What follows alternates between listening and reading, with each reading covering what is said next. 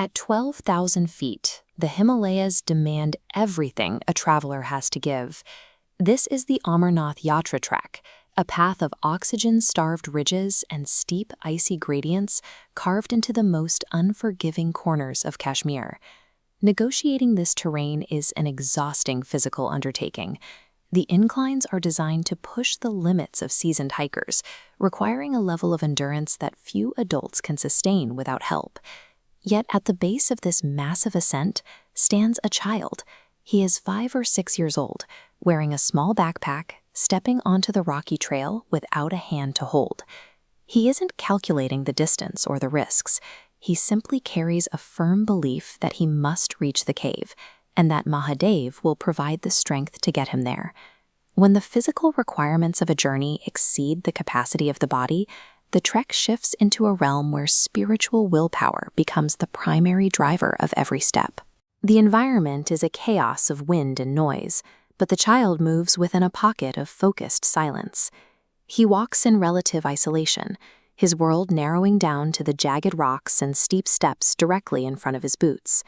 He doesn't look at adults passing him, he only looks at the next inch of ground. This diagram maps the way his mental focus interacts with the mountain. By centering his mind on a single prayer, he creates a buffer that filters out the signals of the environment. Every time the cold or the incline pushes against him, the rhythm of his devotion pushes back. This barrier allows him to keep moving when pain tells him to stop. To survive the climb, the boy chooses to inhabit this inner world entirely, allowing his faith to define his capacity rather than the mountain's objective difficulty.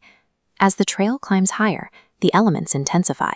Visibility vanishes into thick clouds, dropping the temperature enough to turn the rocky path into solid ice.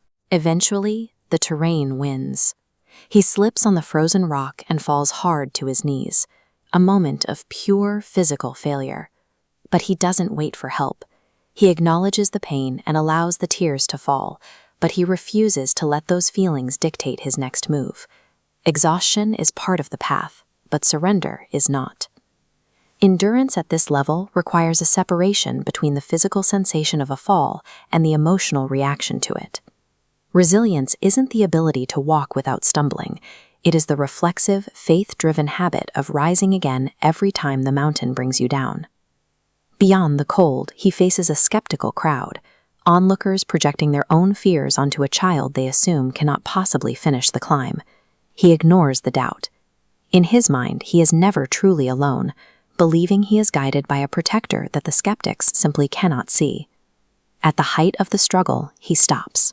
Surrounded by falling snow, he presses his hands together in complete stillness, reaching out for the only source of strength he trusts. In response to that total reliance, the atmosphere breaks. Golden sunlight pierces the cloud cover, illuminating the icy path ahead. High above, the silhouette of a golden trishul appears against the sky, a symbolic confirmation that his inner strength has been met with divine protection. When isolation and social pressure reach their peak, the boy's conviction provides the literal energy required to keep moving upward. The grueling climb finally ends as the rugged trail opens up to the massive entrance of the holy Amarnath cave.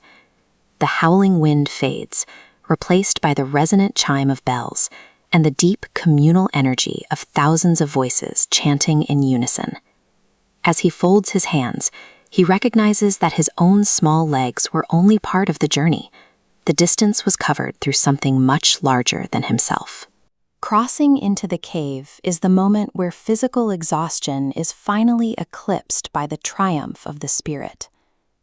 Inside, enveloped in an ethereal blue-white light, the child finally reaches the ice shivling. He closes his eyes, internalizing the truth of the journey, that a pure heart and a steady mind are never truly abandoned. Exiting the cave, he offers a final look at the sky. He has finished the ascent, but more importantly, he has discovered what he is capable of when he relies on his faith.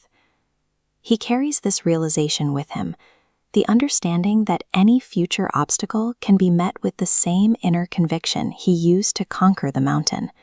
This combination of devotion and courage is the most powerful blessing any person can carry into the impossible challenges of everyday life.